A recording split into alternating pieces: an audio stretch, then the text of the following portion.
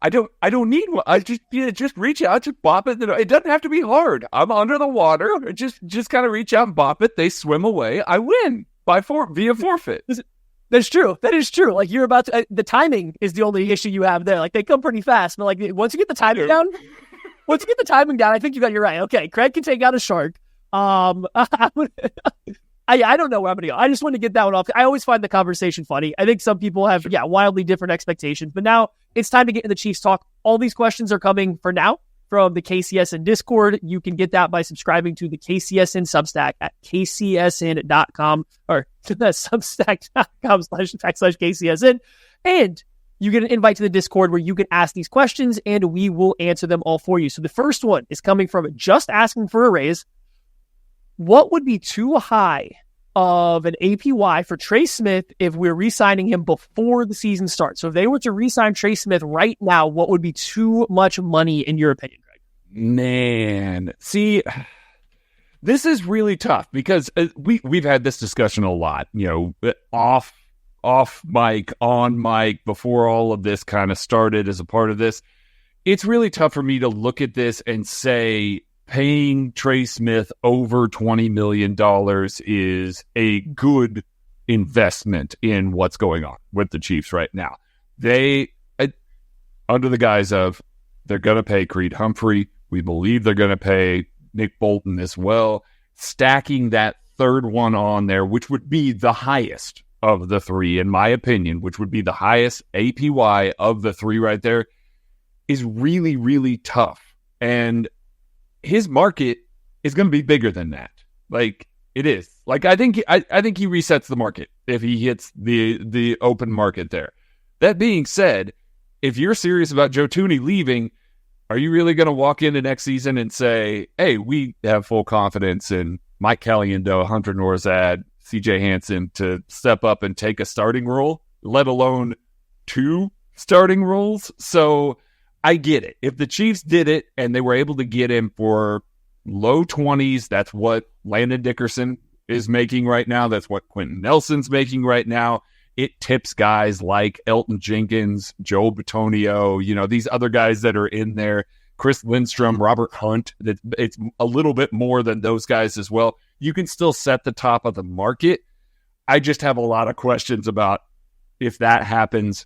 Are you signing Nick Bolton? Are you signing Creed Humphrey? Are you comfortable with paying those sorts of follow-on money to do that?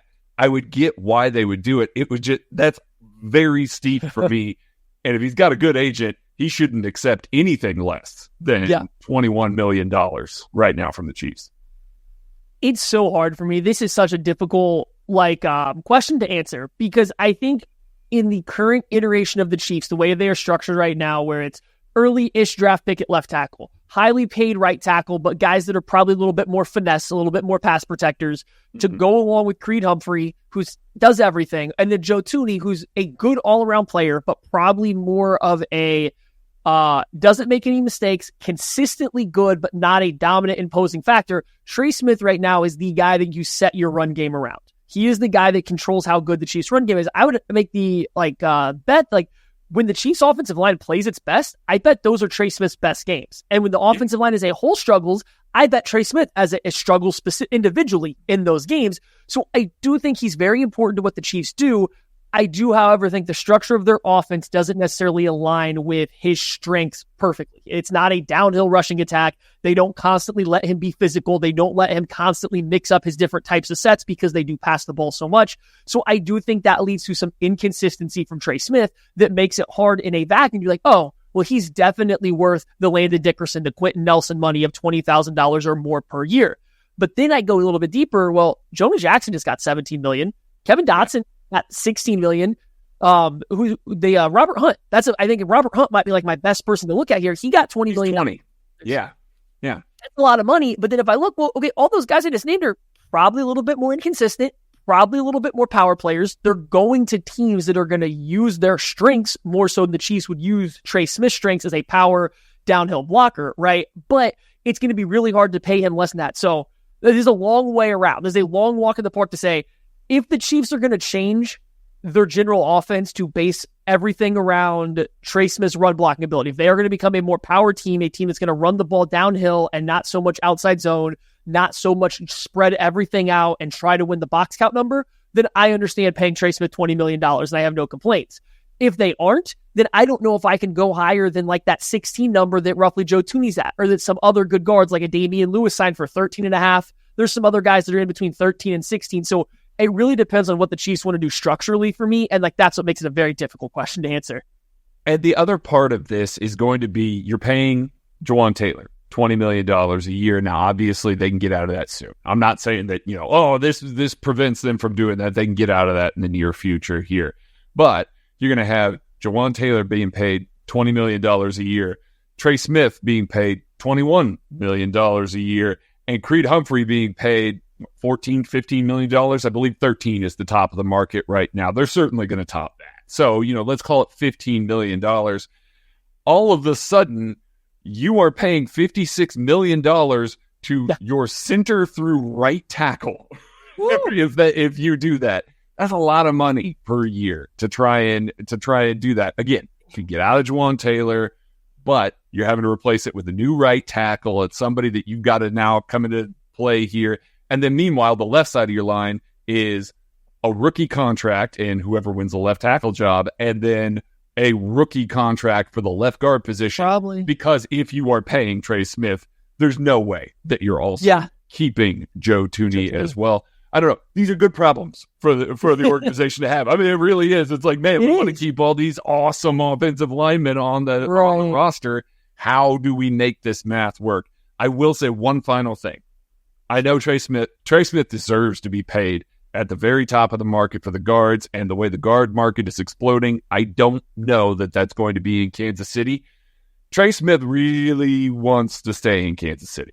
I fully and truly believe that, especially since Creed Humphrey is probably going to be staying in Kansas City. Trey is just very ingrained in Kansas City culture. I don't know if that matters. Again, any agent worth their salt should be asking for $21 million from the Chiefs right now at a minimum. But there is got another $18 million. Who just did? Quinn Miners? Quinn Miners got $18 million. Trey Smith is way better than Quinn Miners. Come on. So yeah, it's a hard question. No, it's hard. I think it really depends what the team wants to do going forward. Like how important are they going to see Trey Smith, not only like to the team, but like their offensive structure? Because right now the Chiefs, their run game is centered around Trey Smith, but also they try to limit any singular offensive lineman from having a big point. Whereas if you go back and look at, let's call it the Eagles and what they did with Jason Kelce, he was their entire run game, right? Or if you go look at what like the Rams have been doing, it's like certain teams base their game around their best run blocking offensive lineman. The Chiefs do a little bit, but they also just run so much outside zone. I'm locked in. I want to see if he has a better year with another year next to Jawan Taylor. I think this gets really fascinating because like you're looking at right now, I think you might be able to squeak him in for right around like $18 to $20 million any team. But if he has his best year of his career right now, he's resetting the market for sure. Because I think there's going to be enough love for that type of player out there. All right, Frank the Tank. Which camp player has the craziest fan hive this year? I mean, this is easy. It's Xavier Worthy. If you throw anything up from Xavier Worthy at Chiefs camp, you're getting 9,554 retweets from everybody. That video's making it onto ESPN. Like, Worthy is the easy money button right now to get hype going. So I know that's not, I think, what the good faith of this question is, right? I think giving away Tucker's secrets. They're asking for probably which players like, fighting for a roster spot that's being overrated by his grouping of fans. But like Worthy's the guy that definitely has the biggest fan hive. Bevo Strong. Yeah, he definitely does. Also, I love the Bevo Strong bit, Maddie. That's very good. I'm going to say Luis Rees-Zammit, and not from the perspective of he's being overrated, but it's worldwide.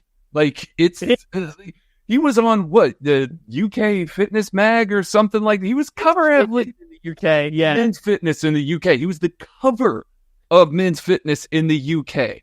Like, that's a big, big deal. The NFL moves the needle. And so somebody that was a bona fide star for his organization over there when he played rugby, he was a bona fide star. He was a household enough name in the area, is now escalated to these kind of new heights because he is playing in the NFL. And right now, he's just mixing in with the running backs. It's not one of those where he's like, wow, he's really running with the first team. He's mixing in. He's part of the special teams decisions, and that's a good thing. That's what we predicted was going to be the case with him, but it's not like he is playing at this juncture such a significant role. And so I think that it really just inherently is that, because any one of these other players, Xavier Worthy, yeah, you're going to have a whole bunch of people that are really excited. Fastest player in combine history, all these retweets, everything's going to go nuts whenever you post something about it. Guess what else does? Luis Rees-Zammit. It really does. It goes crazy every time you talk about it, because it's pulling from a completely different fan base that isn't a part of the traditional NFL cycle. There are a lot of people that are finding out for the first time what training camp is. That's what's happening right now. Oh, this is a thing where they go to a different facility and they do these practices, and yet people get to show up and watch them. And that's not something that is always common in every single sport. We're getting more exposure to Luis Rees-Zammit. So it's not from the perspective of him being overrated or anything. It's just a completely different fan base that is creating this kind of craziest fan hive for him. No, that's true. And actually, you were correct. It's the Men's Health UK, not Men's. It's Men's Health UK. I just was thinking, it's crazy that during the first issue coming out after the Olympics have like being completed or really get going is going to be with Luis Rees-Zammit on there. Like, there's an issue out now that's like a July-August combo, but then like and it's got like all the Olympic coverage, but the first one coming after the Olympics isn't like an English Olympian or gold medal or winner. It's going to be Luis Rees-Zammit playing American football in the United States, or not an Olympic sport. At the time it's released, hopefully on a roster. Yeah. I think that's wild. So that's a good one. That is worldwide. I think. Yes, clicks. That is worldwide. You get some Luis Rees-Zammit in there. That's some clicks from some countries you usually don't get them. Just DRK. Not who you think will be, but who do you want to be wide receiver 4, 5, 6? I talk a lot about wide receivers. Quickly, I would like them to be Justin Watson. I'm still a fan. I think he provides something that not everybody else does. Okay. Rashee Rice, Hollywood Brown, Xavier Worthy is our first three. Top three. Justin Watson would be my 4 because he does something those guys don't do. I'm putting Nico Remigio out there because I don't think that Tony or Sky Moore could do anything that he can't do, and he's going to be more reliably healthy, hopefully. And finally, my last spot, give me Justin Ross for the same reason as Watson. I think he has a different body type, so we'll put him in there. I like that. Just to be a little different, let's go Mecole Hardman. This team is built on speed this year. Like, I think we are going to see a dedicated effort to keeping speed on the field at all times between Hollywood Brown, Xavier Worthy. And if Xavier Worthy was a lot healthier, I would feel a lot more comfortable just saying, okay, never mind, Mecole. Go do your thing. I think he's got to be the guy. Just as insurance for both of those guys to keep that speed element on the field. So he can be wide receiver 4. I agree with the Justin Watson element. Like, again, if they're going to play more 13 personnel, which their tight end room looking pretty decent right now, a little salty. If they're going to play 13 personnel, you want a guy that can get out there and block a little better than some of those other guys. So give me Justin Watson for blocking and special teams purposes at that point. And then, man, this is the tough one. I figured that I'd come up with it in the moment. I'm going to go Kadarius Toney. I can't quit it. Like, I can't quit it at this point. He's just dynamic with the ball in his hands, and whether or not you want to just call him a wide receiver right now and just let's call him what he is, a gadget guy, and just get him the ball however you can in limited things. I think there's going to be so many more open areas of the field for him to sink into, whether that be out of the backfield, out of a bunch, whatever the case may be.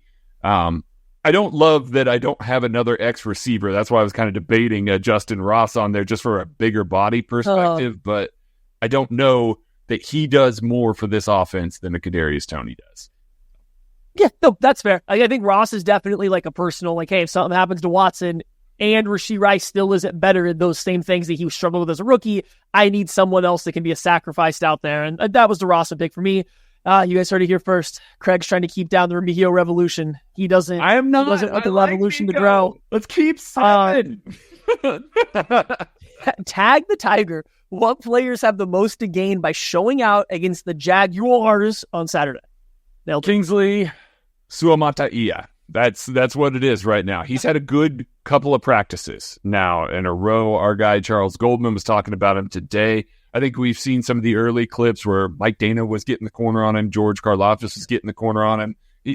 We understood some of the power elements. That wasn't always his thing, but the movement ability was what we were always excited to see. And if you're getting beaten around the edge by those two guys, again, not the fastest guys in the NFL, raises some questions. It has definitely improved in the past couple weeks or the past couple days, this week, whatever you want to call it.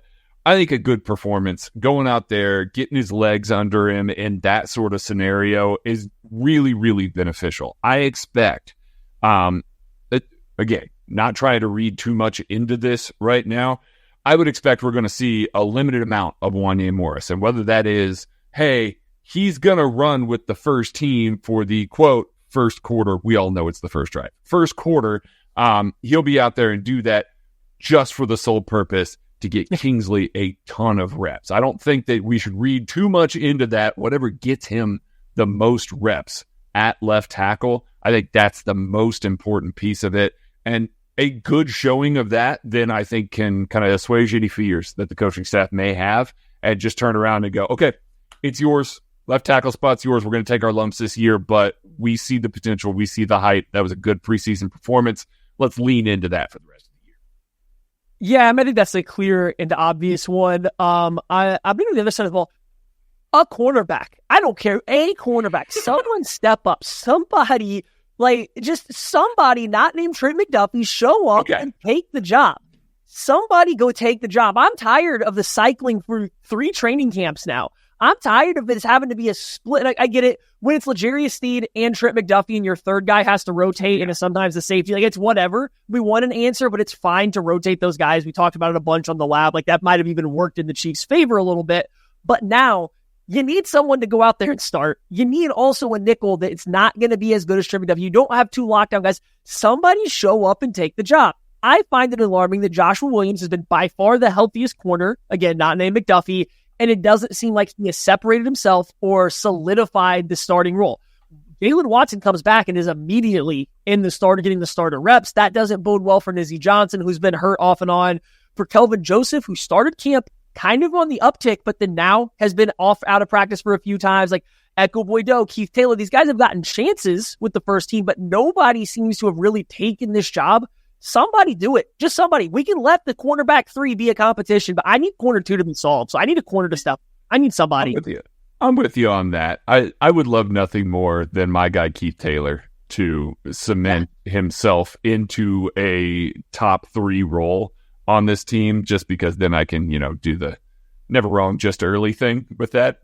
Not like he's not bounced around the league and, the initial assessment what it was, but what? Yeah, no, that's definitely the case. You would hope that there's a little more cemented foundation of CB2 at the very least. Again, I just don't want it to be what it is. But yeah, I don't want it to feel like whoever gets the job just got it because they were the best of everybody versus they were so good they had to get it. If that makes sense, and that just feels like that's where we're at yet again, like last year. And I think losing Snead, it's going to be hard to live that way. So give me a corner.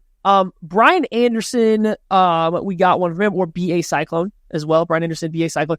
If the offense has a more deep ball elements in 2024, what do you think that looks like? What players specifically do you expect to generate that? Well, Xavier Worthy is essentially only running vertical routes. I'm sure when the season starts, they will have him do a little bit more. But I also think Xavier Worthy is going to be running a lot and a lot and a lot of vertical routes and a lot. He is going to be on a track meet every single drive, whether it's just running safeties off, whether it's making corners run, or it's actually catching passes. He's going to be a big one. I do think that you're still going to see guys like Watson they really like to throw him on those corner routes. I think you'll get plenty of Hollywood Brown in the intermediate to deep spaces. If a McColl makes the roster, they'll have other guys that will stretch the field, but it'll mostly be based around, I think, Xavier Worthy. That's what we have seen at training camp so far. He obviously has the skill set to do so. And I also do think, I think they want to. I think they at least want to make teams believe that they will, so they go back to playing too high, and then they can let Rashee Rice, Travis Kelce, and I also think Hollywood Brown's going to do a lot of his damage in the intermediate area. So like they at least want teams to think they're going to throw it deep, and to do that, they might have to actually do it a few times. That's going to be a lot of worthy, forcing teams to play too high. Which is nice to have a player that if he's got a step, he's gone. Like, I mean, again, if you're level with a corner, it's not going to matter. You know, he doesn't have his hands on you anymore.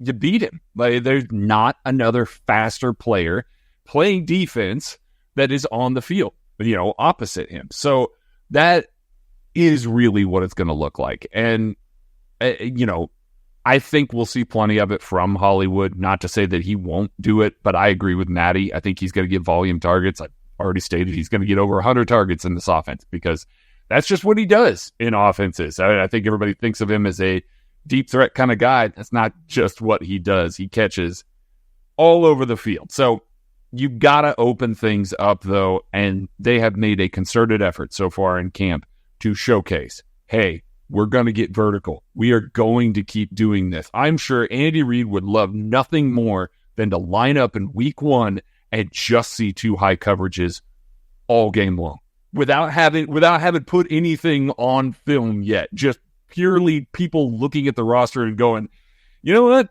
We don't have the horses to stay on top on all these routes, so we have to play too high. He would love nothing more, as would Travis Kelce, Rashee Rice. You know, they're going to eat in the offense if that happens. Isaiah Pacheco as well. So I think we are going to see a concerted effort to get deep in those sorts of scenarios. If they see single high, I think Patrick Mahomes has gotten the green light already. It's like, hey, throw it. Just throw it. Like, we don't care. We will live with a 3-and-out in that scenario, but throw it. We are tired of teams feeling comfortable playing single high against us. We are going to force them out of this. And he is a special enough player, both down the field with his ball tracking and his speed, to where Patrick Mahomes can put it where the safety can't. And there's a 50-50 chance that Xavier Worthy is going to get to that ball and make something happen with it. Whereas the past 2 seasons, I think we looked at that ball and went, yeah, it's maybe 20-80 that the receiver's going to come down with it. Yeah, no, it's a concentrated effort. They're working on it for a reason. I don't think that you'd see this much downfield stuff without there trying to be a payoff. So I'm excited for it. I think that's a great question. We're going to have a bunch more great questions coming for you guys right after this quick break. We appreciate you supporting KC Sports Network by listening to our podcast. You have helped us become the highest-ranked Chiefs podcast network in 2022 and 2023. And don't forget about our daily Substack newsletter, the best written analysis you can find on the Chiefs straight to your inbox every day. kcsn.substack.com. With big wireless providers, what you see is never what you get. Somewhere between the store and your first month's bill, the price you thought you were paying magically skyrockets. With Mint Mobile, you'll never have to worry about gotchas ever again. When Mint Mobile says $15 a month when you purchase a 3-month plan, they mean it. Say bye-bye to your overpriced wireless plans, jaw-dropping monthly bills, and unexpected overages. Mint Mobile is here to rescue you with premium wireless plans starting at $15 a month. All plans come with high-speed data and unlimited talk and text delivered on the nation's largest 5G network. Use your own phone in any Mint Mobile plan and bring your phone number along with your existing contacts with you. Ditch overpriced wireless with Mint Mobile's deal and get 3 months of premium wireless service for $15 a month. To get this new customer offer and your new 3-month premium wireless plan for just $15 a month, go to mintmobile.com/KCSN21. That's mintmobile.com/KCSN21. Cut your wireless bill to $15 a month at mintmobile.com/KCSN21. $45 upfront payment required, equivalent to $15 a month. New customers on first 3-month plan only. Speed slower above 40 gigabytes on unlimited plan. Additional taxes, fees, and restrictions apply. See Mint Mobile for details. All right, and we're back. Welcome back to 21 Questions presented by Braden's Help for Childhood Cancer and the Mint Mobile Hotline. I know Tucker just talked to you guys a little bit about the Mint Mobile Hotline, but again, if maybe you skip this, maybe you're an ad skipper. That's all right. I mean, we don't support that, but that's okay. We're here. Here's your number, 913-407-6524. You text it. You call it. Day, night, early morning, late morning, anytime. Tucker's ready to answer these questions that you send, or sometimes he will pocket these questions and we will ask them on 21 questions like we're about to do right now. So I do not know who these questions are from, but they are from the Mint Mobile hotline. If you want to get some questions answered right away or on some shows, again, text Tucker at 913-407-6524. And here's our first question.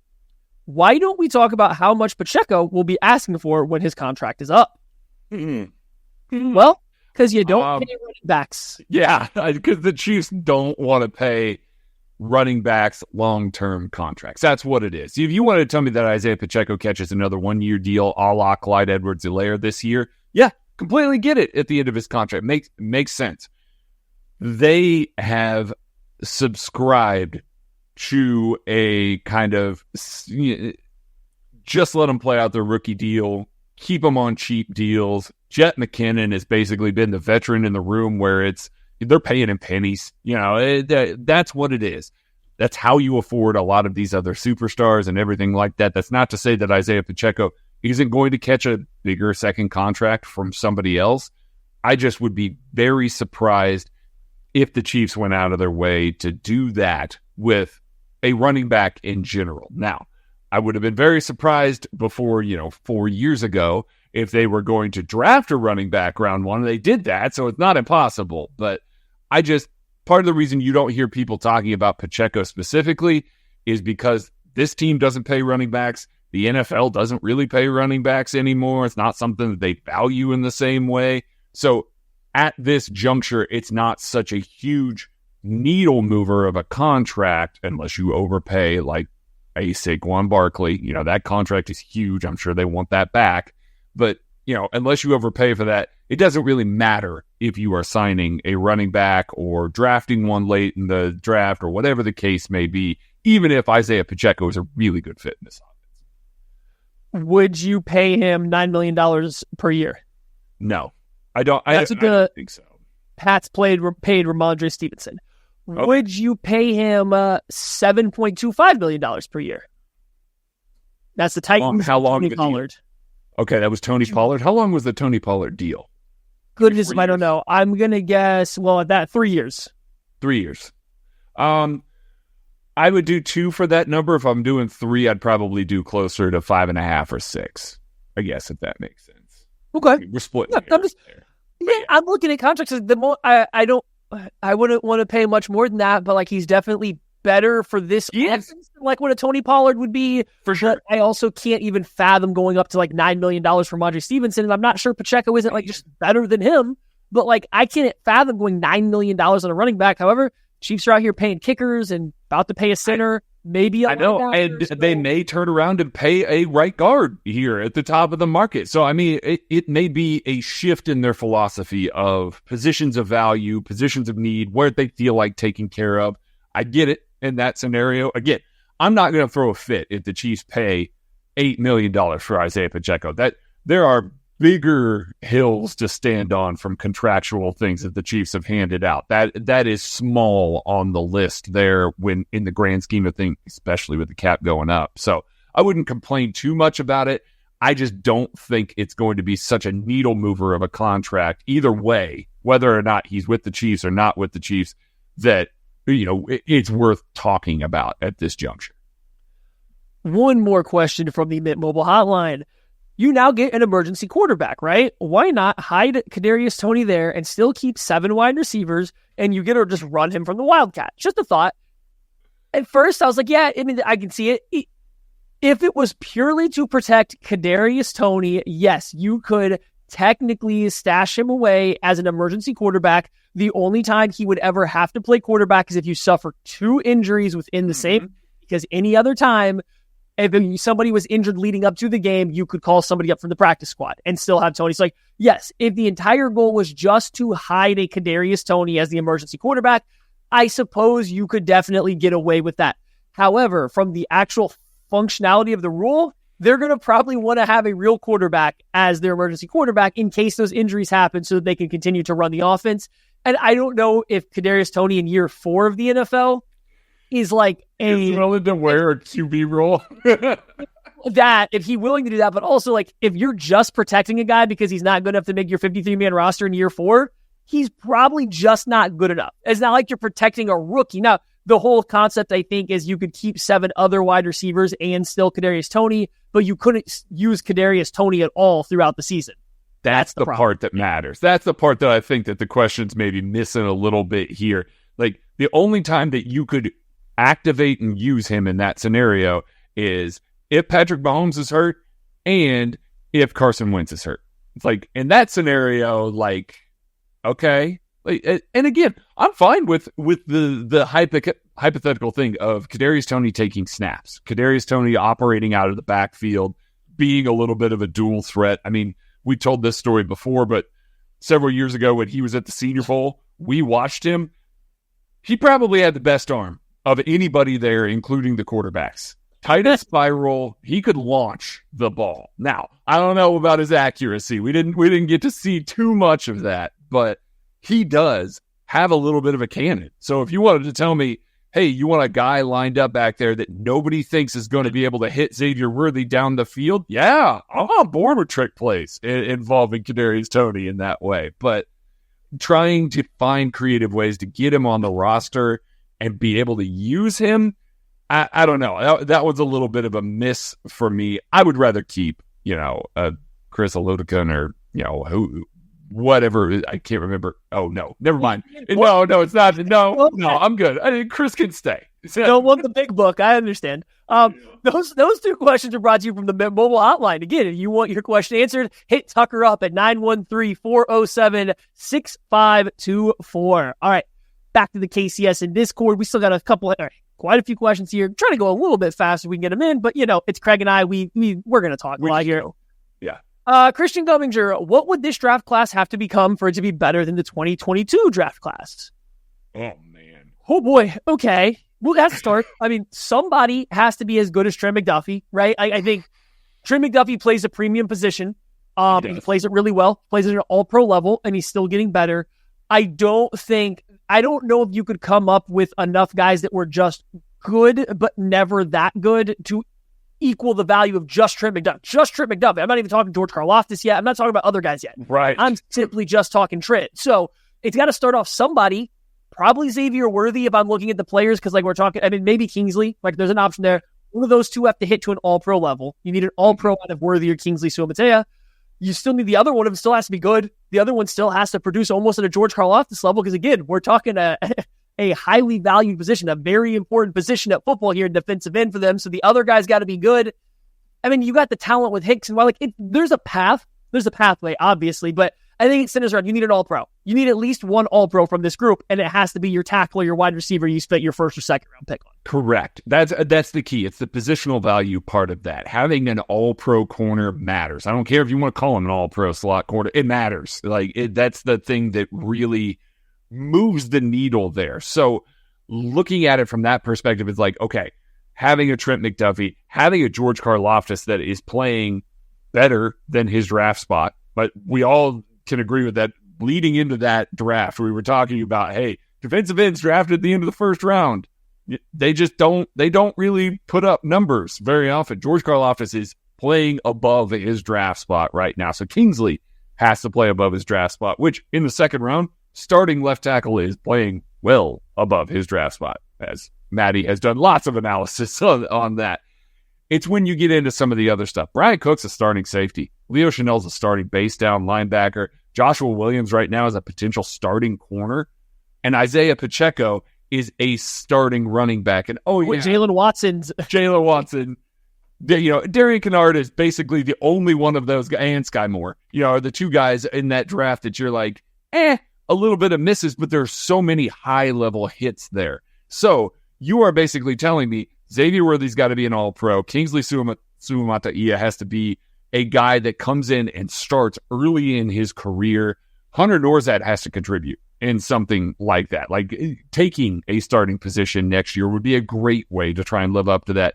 But it's going to be the guys that are like the Jared Wileys, the Jaden Hicks, guys like that are going to have to show up and play so much better than we ever would expect them to really contend with that 2022 class.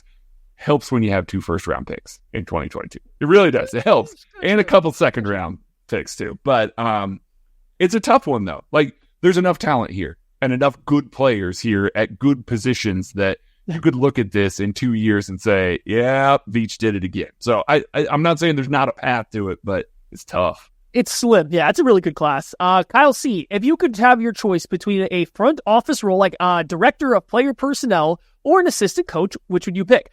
I'm director of player personnel. Let me just scout, and I don't even have to be on the road. I'm not an area scout. I don't got to travel. I just get to sit at home and watch all the tape and just be a scout that says yay or nay. I'm not sitting here trying to say that I could scout as the same way as an NFL player. However, you give me a team of people, from what I've seen from the New York Giants Hard Knocks thing they got going on, I can do the same thing they've done, no problem. Zero problem I can do what they've done. So, And better than another NFL team that we've heard of that maybe got to the end of a draft and just kind of went, oh, we're going to mail this in. We're going to literally throw darts at a dartboard because we have too many picks. So next time you hear somebody say the NFL teams know better than you, know that there's those sort of shenanigans that are happening actively right now in the NFL. There's head coaches that say that defensive coordinator had the 3rd best run defense last year. Let's go ahead and hire him because of that. Yeah. He probably knows more than you, but I don't think these people are all Albert Einsteins of the football world. Not everyone's Bill Belichick. I would agree with that. Yes. Most of them. Yes. I'm taking assistant coach. Listen, I like time off on occasion. Like, I do. If you're a director of player personnel, guess when your time off is? It's a small month in the middle of the summer in the heat of all of it. Not anymore. Yeah, that's true. Not anymore. So it is a full-time thing. An assistant coach, the Super Bowl ends. You know what that assistant coach is doing? He's holding interviews with the players. Yeah, he may get brought into some personnel discussions with the front office and things like that, but largely he's thinking about, okay, I'm going to take a vacation with my family. I'm going to go over here. I'm going to hang out. Maybe I get to send a text to a free agent once we've signed, just kind of make sure that everything is aligned with him. Here's what you need to do leading up to minicamp, blah, blah, blah, blah, blah. But in reality, your biggest milestone throughout the offseason is going to the combine and then showing up at OTAs and training camp. And I would much rather do that after the grueling grind of an NFL season than a director of player personnel that has to be there throughout the entirety of the year. It's a good point. All right. B. Higgs. What would be the best 2v2 chicken matchup on the Chiefs roster? And if you're unconcerned with chicken, we don't mean driving cars to each other. We're talking the pool game where somebody gets up on the shoulders of another player. Yeah. Best 2v2 chicken. Derek Notty's on the bottom of one of these. I mean, because you're going to have the leverage advantage and out. How tall is Mike Pennell? He might be sharing the same concept. He and Mike Pennell are the two on the bottom. Let's just call that. If it's a 2v2 matchup, he and Mike Pennell are the two on the bottom. Part of me wants to go with, just to make sure that, they've got, because again, I'm thinking of length here on top. Sure. And so I don't want to put too much on Derek Notty's shoulders here, or Mike Pennell's shoulders. A Jared Wiley would be a good one with his arm length, be able to reach out there. He's got enough power to be able to shove guys around a little bit. I feel like Travis Kelce should be the other one. I know I'm sticking with offensive lineman and tight end here. I feel like Travis Kelce should be the other one because Travis Kelce would have fun with it, and then the moment it starts, he's going to take it way too seriously, and then it's going to be a scrap between him and the young guy. I feel like that's going to be a really good matchup. Yeah, that would be. I like the bottoms of Notty and Pennell. The tight ends make a lot of sense. I'm going to lose the length battle. Okay. Give me Leo Chanel. He's not losing. Right. He might stand and just launch himself off of whoever the bottom is and just frog splash crossbody across the other person. He's not losing. I don't think Leo Chanel's losing this game ever. So, we don't quite have the length, but he's not losing. Leo Chanel is on top of Derek Notty's shoulder. Just run as hard as you can directly at him. I got the rest. Don't stop. Even when we get close, don't stop. If they lose one rep, he'll offer to be the bottom guy next. He'll Love it. Love it. Well, yeah, so that's a good one. I like that. That was a fun question. Seamoose, what one question would automatically get the lab completely off topic? Food. It's food. I mean, it's 1,000%. Any food, especially if it's opening his involved in mouth. that, because it's just Maddie and I windmill dunking on his terrible food takes. That's what it is. Immediate derailment. Yeah, I don't really have it. It's just Kent's finally admitted that he doesn't stand a chance in 2-on-2 basketball, so like we can't use that anymore. He's admitted his claiming defeat old there. Now, as if, Always old. when we weren't having this discussion 2 years ago, I wasn't already 2 years older than he is now. But, hey, excuses. I see how it is. What is the highest level of sport you could guarantee you're faster than at least one player? Professional baseball. Like, what are we doing here? I mean, come on now. Like, listen, and that's not slamming baseball players. There's a lot of them that are. I can't beat Bobby Witt Jr. in a foot race. Not even close. He's fast as hell.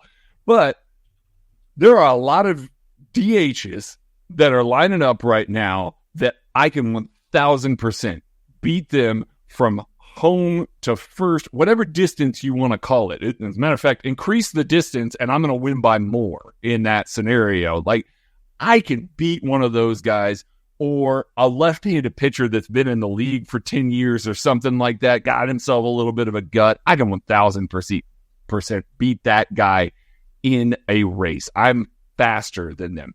Can't play baseball, but I can beat him in a race. So I found, I'm with you. I found some, I don't really know. The slowest player in baseball last year is a name that I can't pronounce. From home plate to first base was 5.21 seconds. That seems slow. I don't know. I'm with you. I think so. Somebody at a max sprint speed, their max sprint speed was 22.7 feet in a second. At max sprint, that seems slow to me too. But I don't know. These weird numbers. Can't entirely. I'm with you. Baseball. I thought you were getting ready to say miles per hour in the 21 something, and I was just like, "Well, I definitely can't touch that." Miguel Cabrera was 23 feet per second. I've seen Miguel Cabrera run recently. This was from last year in 2023. I've seen Miguel Cabrera run. I could outrun him right now. There's no shot. Yeah, baseball's easy. Guys, NFL's easy. I can go beat Orlando Brown Jr. in a foot race. I have zero doubts in my mind I could beat Orlando Brown Jr. in a foot race. I'm sorry. I'm not saying I can outrun everybody. I'm not saying I'm the fat. I will be even close to not the slowest player on most teams, but there's a couple nose tackles. There's a couple offensive linemen that I could definitely beat in a foot race. And hey, you didn't specify a distance. How about a mile? I feel pretty good about against a lot of players in a mile. Yeah. Oh, yeah. Here was my one question I do want to follow up. Do you think there's a single NBA player you could beat in a race? Let's see, anywhere from 100 meters to 400. Do you think there's an NBA player you could beat in a race? We got to put the 400 cap on it? No, I don't. Yeah, I don't. I'm sure there in that. Yeah, I'm sure there's are some that I'm not. Andre Drummond, I think, still in the league. Maybe, but Oh, wait, hold on. I saw Joel Embiid run in the Olympics. Hold on. That's true. Listen. Apparently he's hurt. His finger stops him. My goodness, why am I blanking on it? Centers. The Celtics center. Been with them forever. Al Horford. I can't beat Al Horford in a race. I can tell you that right now. I can't. Al Horford can outrun me. So maybe there's a chance for some centers though. Yeah, I can't even get to the argument in the NBA because I can't outrun. Okay. Some people suggested sumo wrestling for sure. Scrolling down here, what else we got? Who was your from Tag the Tiger? Who was your favorite athlete when you were a kid? Oh man. I'm gonna piss off. Oh, this is some of our fan base here. So this is going to be wonderful. I grew up a KU basketball fan. My family was always was. Yeah, I know. So I grew up a KU basketball fan. The 1994 team. Shows how old I am. Was one of my favorite teams. Shooting guard Jared Haas was never heard of him. My favorite player. He was pure hustle. Had a little bit of a 3-point shot. Obviously was not an NBA player or anything like that. I think he played overseas a little bit. He's a coach now. But I really liked his approach to the game. Always did. Like the hustle, like the willingness to basically throw his body into any challenge. I emulated that when I was younger until I figured out that, you know what, you get hurt when you do stuff like that. So, but that was when I was a kid. He was by far one of my very favorite athletes. That was a little further down the road. I obviously loved Ken Griffey Jr., Michael Jordan, Bo Jackson, all of these players like that as well. Yeah. But he was the one that I really glommed onto. My first favorite player was Barry Sanders, because it's hard to watch football, and especially back then when you don't get the access to every single football game, but then on Thanksgiving, Barry Sanders is always on, right? And so that's just when I'm talking I'm 4 or 5 years old, and I don't understand football, but that guy you understand is really good and fun to watch. So he was the first. Ken Griffey Jr. shortly thereafter, he was just really cool, right? I don't like baseball, but Ken Griffey Jr., the best swing of all time. The best aesthetic of any sporting event ever is Ken Griffey Jr. swinging a bat, leading up to the home run derby, and a backwards hat when nobody else was doing it. So he's up there. Quickly thereafter, Randy Moss was coming into the NFL, and I was starting to understand football, and I was kind of looking at my dad one day and be like, Why does the NFL like that guy more? Why is he still available? Why did they get to draft him in the middle of the first round? What's going on? What is this? He seems really good. And then he was really good. And I was a big Randy Moss fan. And then just to round out the major sports, Tracy McGrady. Everybody was a Kobe Bryant fan, but then you don't want to be a Lakers fan. So I think I like Tracy McGrady a little bit more than Kobe. It's those were kind of my childhood guys that I was a big fan of when I was, later 90s and whatnot. What do we got? Steve Gray, what is going on with the slot cornerback spot this preseason, and what is the Chiefs' plan for it in the regular season? Matchup dependent. Do you think they change who plays there for light or heavy nickel packages, or the Chiefs just try to figure out who their best three are? I think what we will see from the light or heavy nickel packages, we hadn't seen it a ton before last year. Shamari Connor, really, before he had to step into more of a primary safety role, was there in some of the big nickel, wanting to stop the run while still staying, multiple on the back end. That was the first time that we saw them kind of utilize that slot corner a little bit different. We always talked about how, L'Jarius Sneed is a phenomenal tackler and blitzer, and so thereby he should always be in the slot, and that kind of alleviates, you could do a little bit of everything with him. Last year they had to get a little more creative as they shifted McDuffie and Sneed out of the slot a little bit more. So I do think that we will see, against some heavier personnel, Shamari Connor in the slot. That doesn't mean that he's not going to be top three. It doesn't mean that he's not going to be your slot corner moving forward. I still think, and I know that Trent McDuffie is playing on the outside, all of this stuff, but I still think his best spot is there in the slot with Joshua Williams and Jalen Watson on the outside. That's the three that I think makes the most sense. They've been in the system now for 3 years together in those similar roles. And then if you need to basically look at this and say, okay, we want Trent kicking outside a little bit more. It's a run-heavy team. Kick Shamari Connor down the slot. So I think those are the two big options right now. Yeah, I don't think they know because Justin Reed's been hurt, so that's prevented them from using Connor as a nickel, as a slot corner frequently. And on top of that, half their corners have been hurt, so it's kind of tricky to move McDuffie and all these guys around. So yeah, I'm not sure they know yet. I think Trent McDuffie is going to be in the slot a little bit more than what they wanted him to be going into the year. I think coming into the year, they were hoping that they could do it with him playing outside more frequently. I don't know if that's come to fruition, so I think he's going to play inside and outside a little bit more. It might be matchup dependent. I think it's also just going to be when do they want to go Buffalo, which is their big nickel package, versus just their typical nickel.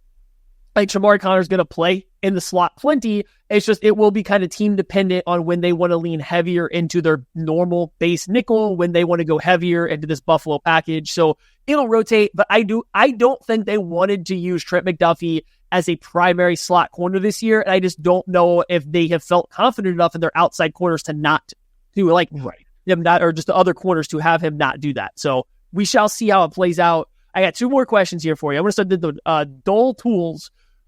What are your favorite Olympic sports, and which do you think you would be the best and worst at? Everyone's worst at gymnastics. Everyone's worst at gymnastics.